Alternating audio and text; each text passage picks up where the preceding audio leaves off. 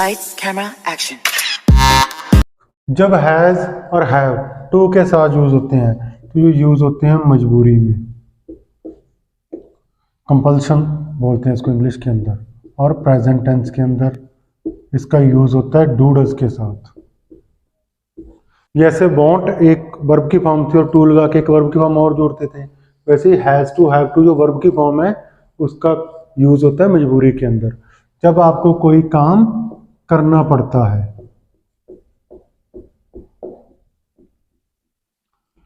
तो प्रेजेंट में do does के साथ यूज करेंगे।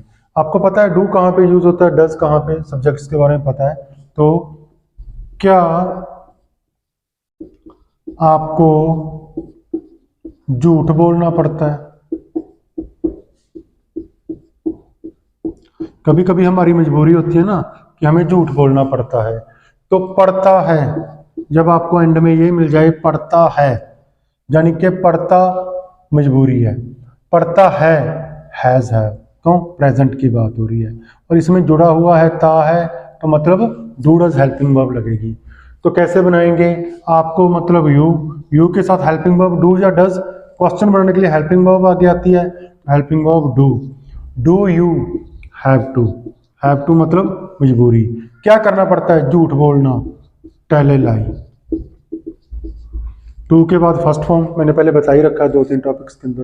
तो do you have to tell a lie, हाँ मुझे झूठ बोलना पड़ता है। आई डू के आंसर में सीधी first form, I have to tell a लाई।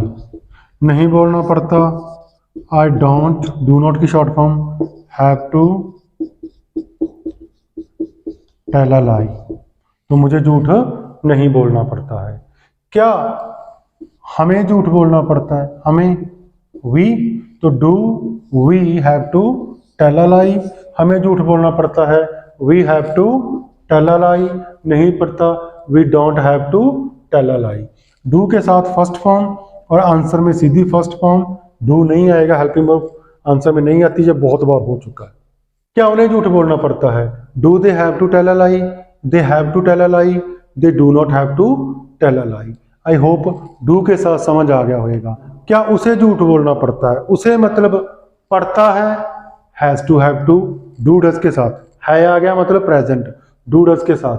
क्या उसे झूठ बोलना पड़ता है, उसे कौन होता है, ही के साथ क्या आएगी helping verb, does he have to tell a lie, उसे झूठ बोलना पड़ता है ही, और डज के आंसर में फर्स्ट फॉर्म के साथ एस या ई एस लगता है डज के आंसर में, और जब अपन हैव टू के साथ एस या एस लगाएंगे वो बन जाएगा हैज टू। तो he has to tell a lie, उसे झूठ नहीं बोलना पड़ता, he does not have to tell a lie. एक बात मैंने कई बार बता दी है, यहाँ पे डज आता है तो यहाँ पे फर्स्ट फॉर्म आती है, यहाँ पे डज आता है तो यहाँ पे फर्स्ट फॉर्म आती है, लेकिन डज के आंसर में फर्स्ट फॉर्म के साथ एस या ई एस आता है, और हैव टू के साथ एस या ई एस लगने से वो हैज टू बन जाता है। आई होप ये रूल आपको क्लियर हो गया होगा। इसी के ऊपर और आगे बढ़ते हैं। क्या उसे झूठ बोलना पड़ता है, फीमेल कैंडिडेट लड़की की बात कर रहा हूं तो लड़की शी होती है, does she have to tell a lie, she has to tell a lie, she does not have to tell a lie. आप ये मत कहते ना कि सर ही आ गया, हैज टू क्यों नहीं आ रहा। इसका और इसका और इसका ही से कोई लेना देना नहीं है, ही से लेना देना है डज का, तो यहाँ डज आएगा।